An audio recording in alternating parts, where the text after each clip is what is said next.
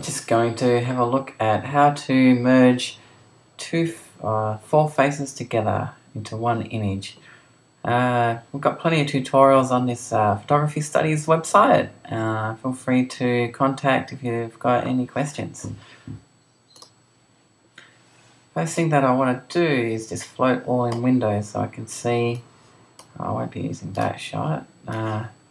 Looking at these four images and creating one face out of all four of the shots. First thing I want to do is just drag each image into the one file.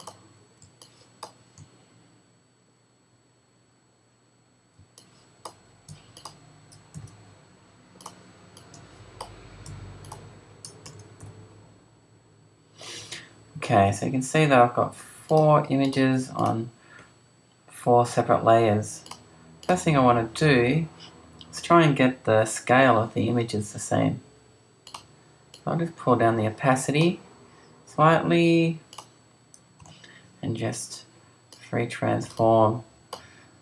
And I'll just decide which part of the face that I would like to use. Maybe I want to use these eyes.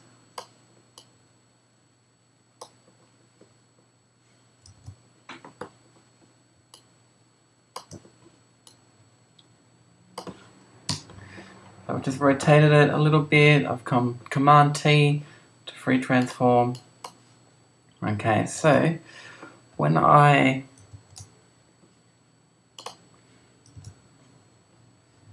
turn that layer off, you'll see that her eyes are in a very similar position.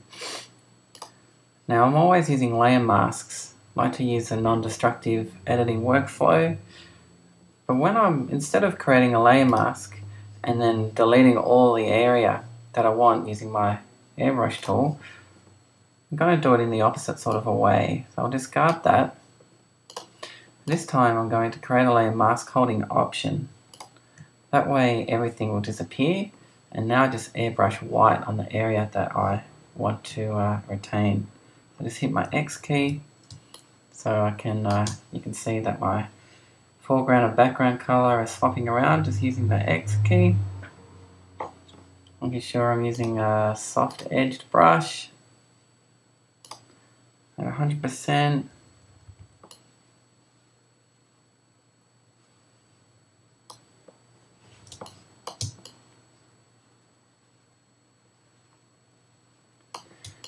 I also want to blend these layers from this layer to this layer. So now that I know that I've got 100% of the eyes there, now this is when I can pull my opacity down and try to make that nicer blend. So I need to get the eyebrows. Maybe I don't want those. Hit my X key, zoom in a little bit. Always make sure you're zooming in nice and closely so you know exactly what you're getting. And let's take those away. Just pull back. Now I've got someone else's eyes on that person's face. Now if I want maybe her mouth. Okay, so again, pull the opacity down. Free transform and move that mouth to where I want it. Put the opacity back up. Holding Option to create a layer mask. It will disappear, and then airbrushing white.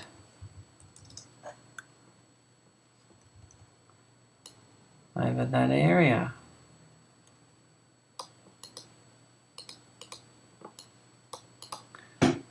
So start to create a face from lots of different people's faces,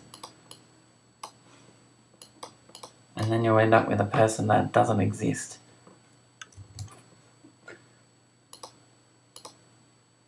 Let's use her nose.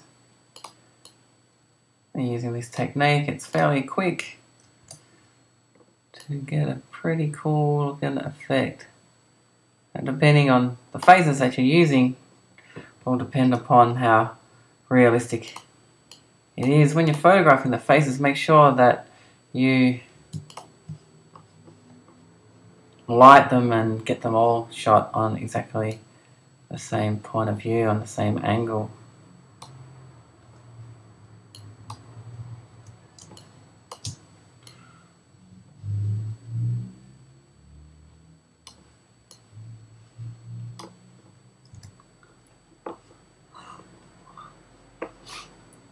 Maybe the nose is a bit too wide.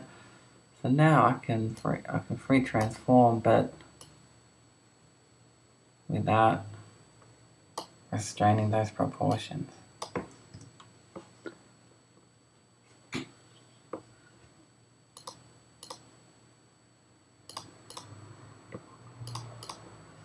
Now, if you'd like to get those skin tones matching, you can do that using an adjustment layer. Maybe I'll change the hue and saturation.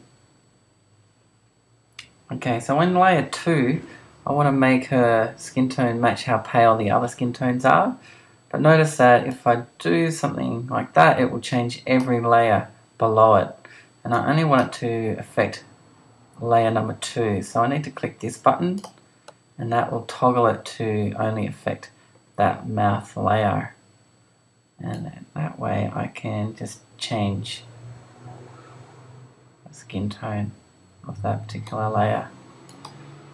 Well, it's a non-destructive workflow, so if I want to come back later on down the track and turn that layer off, then or alter those adjustments, I can get back to it.